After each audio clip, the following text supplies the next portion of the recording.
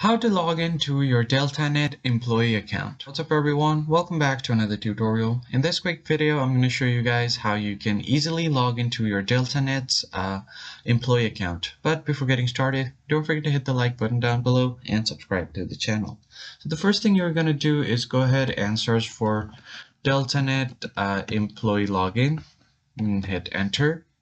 So you'll have this link right here on top, ssaa.delta.com. You can just go ahead and open this sign-in link. So the first thing you need to do is you need to have your authorized Delta login or PPR.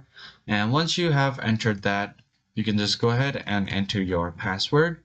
And if the login credentials are correct, you can just go ahead and click on sign in.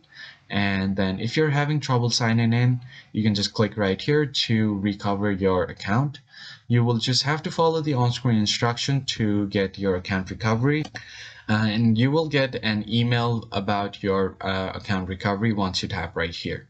So that's pretty much it, guys. If you found this tutorial helpful, don't forget to leave a like down below and hit the subscribe button, and I'll see you guys on the next video.